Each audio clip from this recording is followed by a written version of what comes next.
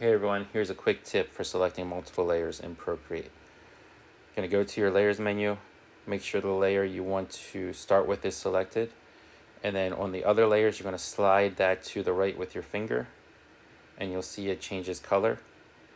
And maybe I want to do this top layer. You can see you don't have to do layers in order. You can do layers that are scattered throughout the layer menu.